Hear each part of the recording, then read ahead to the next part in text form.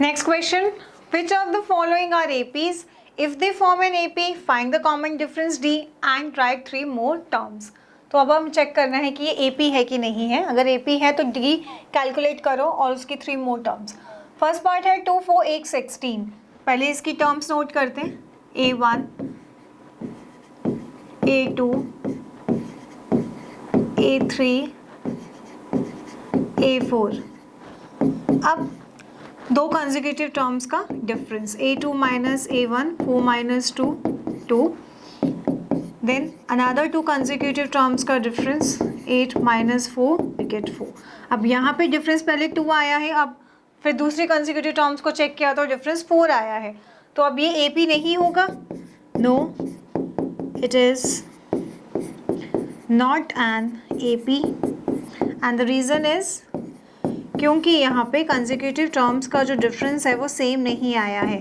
अगर सेम आता तभी वो AP होता. क्लियर. चलिए नेक्स्ट पार्ट. अब नेक्स्ट पार्ट में क्या है, A1 is 2, A2 5/2, A3 and A4 is 7/2. Now first 2 consecutive terms लिए हमने, 5/2 minus 2, we get 1/2. Then another 2 consecutive terms, 3 minus 5/2, again 1/2. अब यहाँ पे back to back consecutive terms का डिफरेंस जो है वो सेम मिला है हमें, तो ये एक AP हो जाएगा.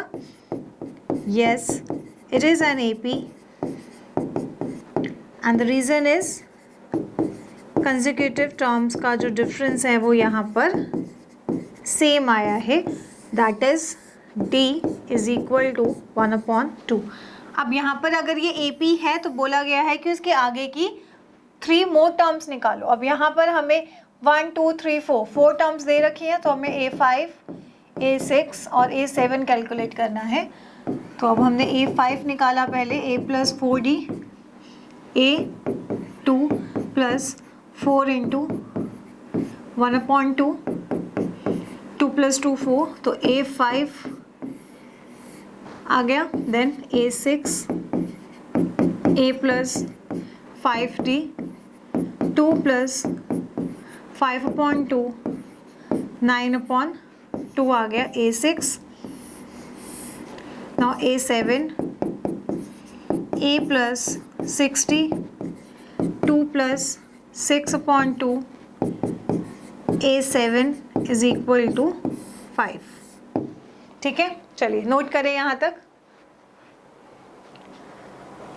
नेक्स्ट, -1.2, -3.2, -5.2, -7.2. तो यहाँ पर भी 4 हमें टर्म्स दे रखी हैं ऑलरेडी. -3.2, -5.2, -7.2. पहले हम चेक करेंगे दो कंसेक्यूटिव टर्म्स का difference. A2 minus A1, -3.2 minus plus 1.2 -2. Then another 2 consecutive terms का difference, A3 minus A2, -5.2 minus plus 3.2. यहाँ पर भी डिफरेंस जो है वो अब सेम आ रहा है, तो again it's an AP. Yes, it's an AP as the difference between 2 consecutive terms is common and that is 2. तो D हमने कैलकुलेट कर लिया. अब हमें यहाँ पर अगेन बतानी है इसके आगे की 3 more terms. A5, A + 4D, -1.2 + 4 into -2, -2 ही आया D की value, -1.2 -8 -9.2. Then A6, A + 5D, -1.2 into +5 into -2, 1.2 -10 -11.2. ये आ गया हमारे पास A5, ये आ गया A6. अब A7, a plus 60, a is minus 1.2, 6 into d minus 13.2 आ गई A7 की वैल्यू। क्लियर? चलिए नेक्स्ट पार्ट देखो। अब नेक्स्ट पार्ट में क्या है, सिंपल है ये भी। अगेन टर्म्स को डिनोट करा हमने A1, A2, A3 and A4। First of all difference between two consecutive terms, minus 6 minus plus 10, we get 4. Then another two consecutive terms का difference, minus 2 plus minus 6, again we get 4. तो हमने यहाँ पे देखा कि दो consecutive terms का back to back difference हमें सेम मिला है, तो yes ये एक AP हो गया, it's an AP where the consecutive terms का जो difference है वो सेम आया है and that is 4. अब हमें बताना है कि इसके आगे की टर्म्स क्या होंगी। सो A5 क्या होगा यहाँ पर, A plus 4D minus 10 plus 4 into 4 minus plus minus ये हो गया plus 6. Then A6 A plus 5D minus 10 plus 20 plus 10. Then A7 A plus 6D minus 10 plus 24. तो यहाँ पर वैल्यू आ गई 14. सो ये आया A7, A6, A5. ठीक है, चलिए नोट करें यहाँ तक। Next 3 plus root 2, 3 plus 2 root 2 and 3 plus 3 root 2 terms को डिनोट करा पहले। फर्स्ट टर्म है 3, सेकेंड टर्म है 3 plus root 2, थर्ड टर्म है 3 plus 2 root 2 and fourth term is 3 plus 3 root 2। अब यहाँ पर दो कंसेक्यूटिव टर्म्स का डिफरेंस 3 plus root 2 minus 3, 3 से 3 कैंसिल, डिफरेंस आया root 2. Then A3 minus A2, 3 plus 2 root 2 minus 3 plus root 2, 3 से 3 कैंसिल हो जाएगा और रिमेनिंग रहा 3 root 2 minus root 2, रूट 2 को कॉमन लिया, 2 minus 1, डिफरेंस हमारे पास यहाँ भी क्या आ गया, root 2. So again it's an AP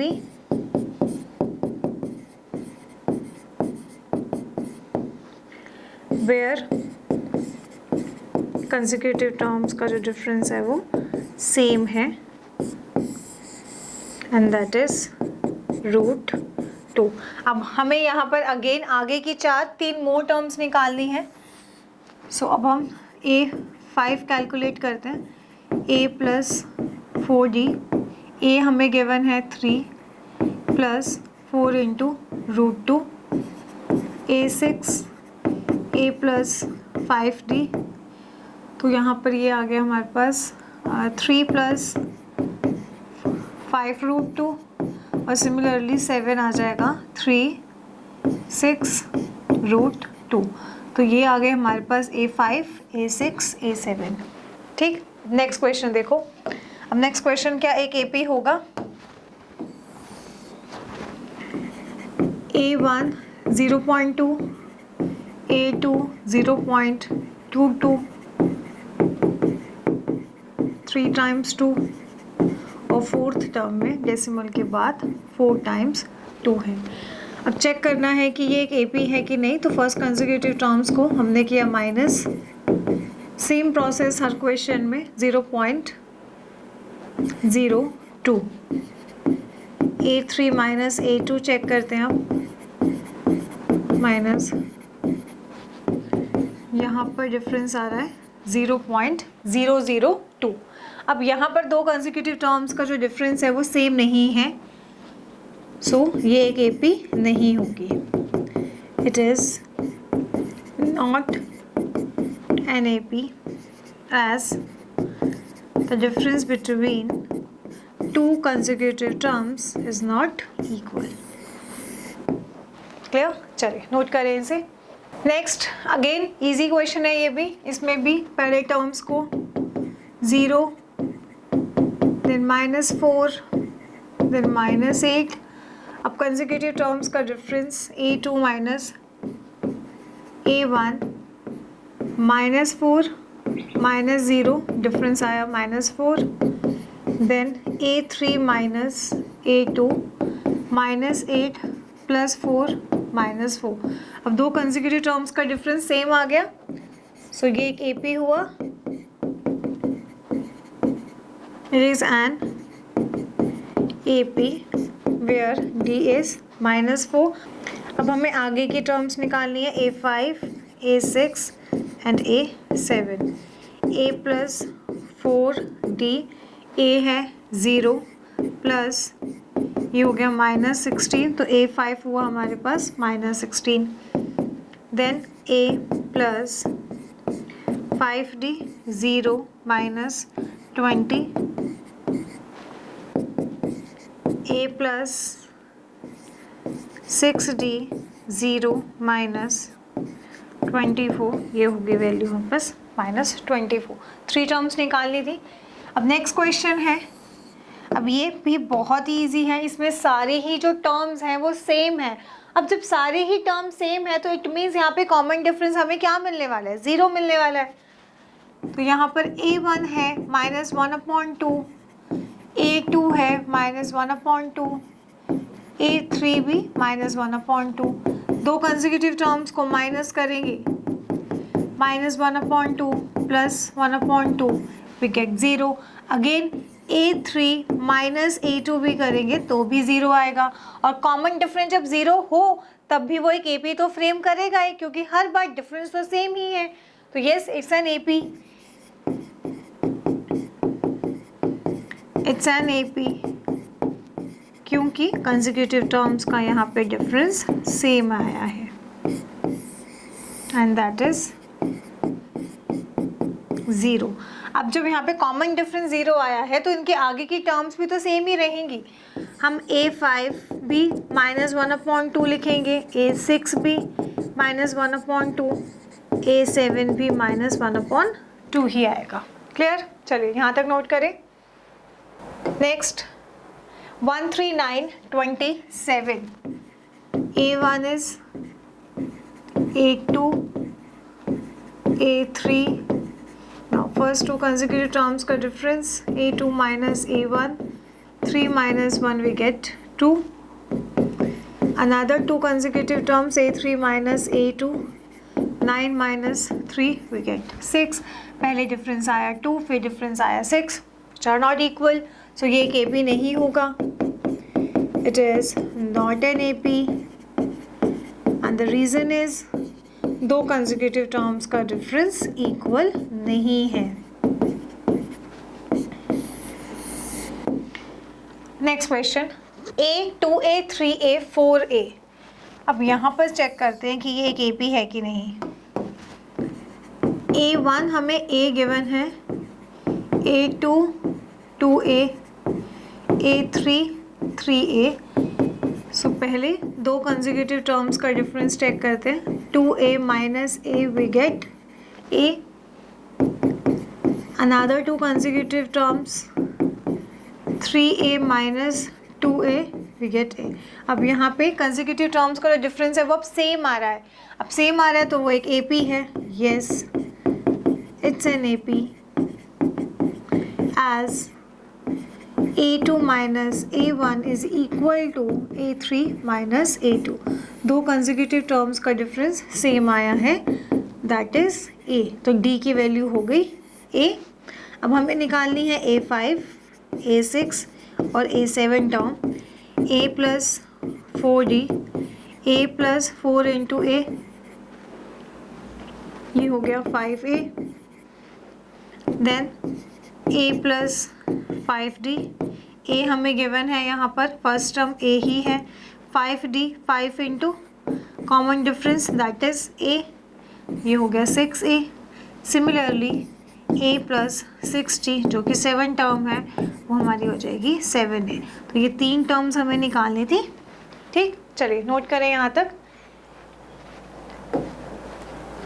a square a cube a raise to the power 4, a1 a given है, second term a square, third term a cube, fourth term a raise to the power 4।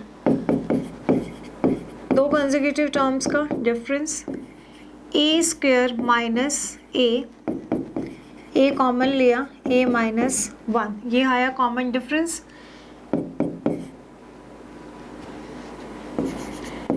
a3 minus a2 a raise to the power 3 minus a square को common लिया, a minus 1।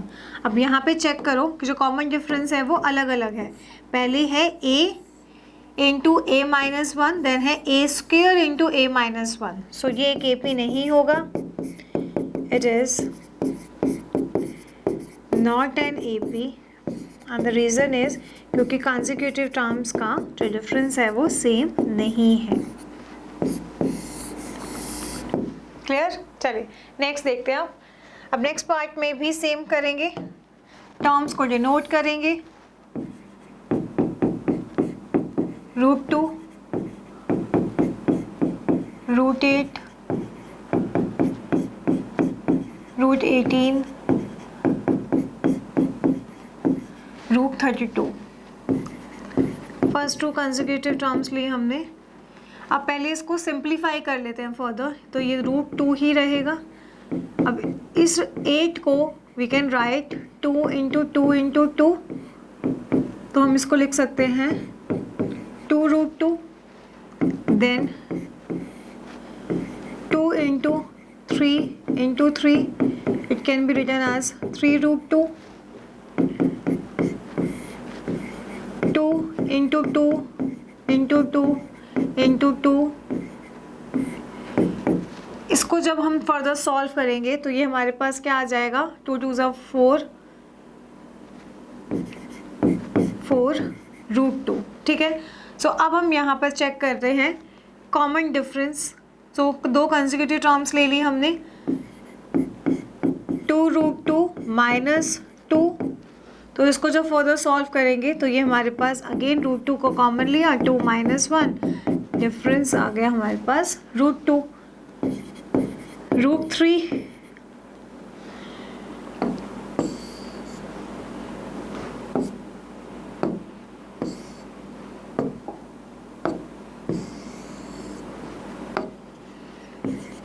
a3 minus a2, a3 है 3√2 minus 2√2, again √2 को common लिया, 3 minus 2, again √2। तो जो यहाँ difference है वो सेम आ रहा है बैक टू बैक दो कंसेक्यूटिव टर्म्स का। सो ये एक AP हुआ, it's an AP and the common difference is √2। अब हमें कैलकुलेट करना है a5, a6, a7, a plus 4d, a की वैल्यू है √2 प्लस 4√2, ये हो गया 5√2। सिमिलरली 6 हो जाएगा 6√2 और सेवन्थ टर्म हो जाएगी 7√2। Clear?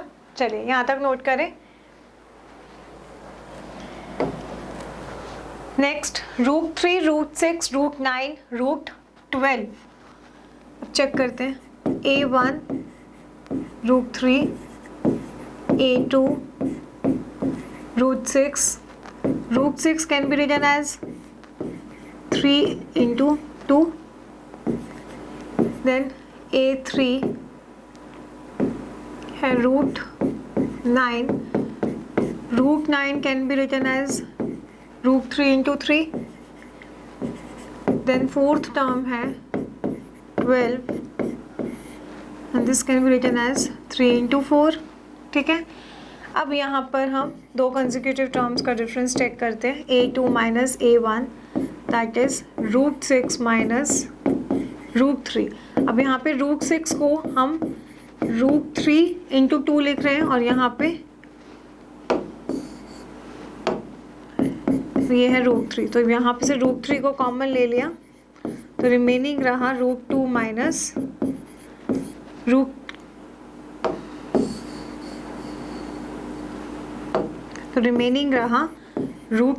minus 1. Then another two consecutive terms, a3 minus a2.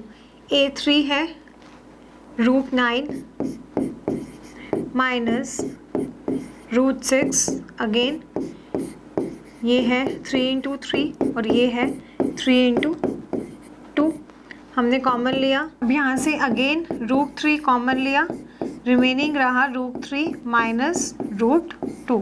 अब यहाँ पे देखो पहली दो कंसेक्यूटिव टर्म्स को जब हमने माइनस किया तो डिफरेंस आ रहा है √3 × √2 माइनस 1। फिर जब किया हमने माइनस तो आया डिफरेंस √3 × √3 माइनस √2। अब ये सेम नहीं है तो ये एक AP नहीं होगा। No, it's not an AP। Same reason, क्योंकि दो कंसेक्यूटिव टर्म्स का डिफरेंस सेम नहीं आ रहा। It's not an AP where the difference between two consecutive terms is not common. ठीक है, next question 1 square 3 square 5 square 7 square. A1 is 1 square, that is 1. A2 3 square, that is 9. A3 5 square, that is 25. A4 7 square, that is 49. दो consecutive terms लेते हैं पहले। 3 square minus 1 square, we get 8. Then A3 minus A2, that is 5 square minus 3 square, that is 16. यहाँ पर difference आया है 8, यहाँ पर डिफरेंस आया है 16, विच इज़ नॉट इक्वल, तो ये एक AP नहीं होगा क्योंकि यहाँ पर A2 माइनस A1 और A3 माइनस A2 सेम नहीं है। Now as A2 minus A1 is not equal to A3 minus A2, that's why it is not an AP.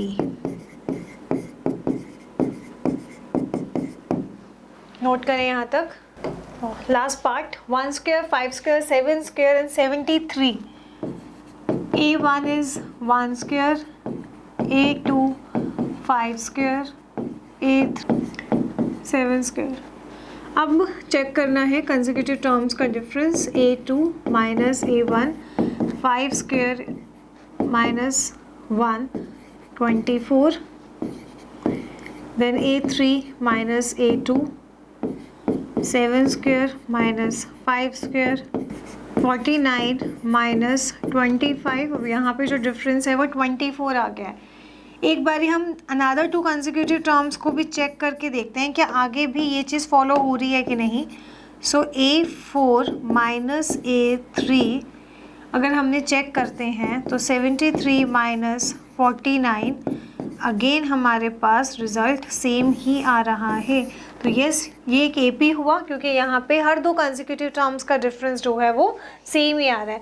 यहाँ पर हमने ये A4 A3 करने की ज़रूरत तो नहीं थी, बट इसीलिए क्या, क्योंकि यहाँ पर जो पैटर्न हम देख रहे थे स्क्वायर स्क्वायर का था और उसके बाद स्क्वायर वाला नंबर नहीं था, इसीलिए हमने एक बार चेक करने के लिए इसको माइनस करके देखा है। Otherwise first to consecutive terms को भी जब हम डिफरेंस करते हैं तो अगर वो सेम आ जाता है तो उसी से डिसाइड हो जाता है कि वो एक AP है कि नहीं है। ठीक है, so yes, it's an AP.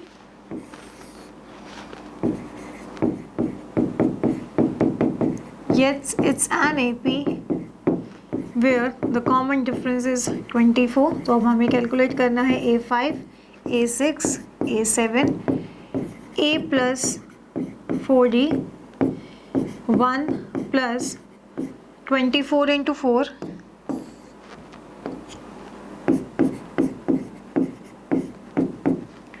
It gives you 97. A plus 5D 1 plus 5 into 24, 121, then a plus 6d, 1 plus 6 into 24, it gives you 145. चलिए नोट करें यहाँ तक.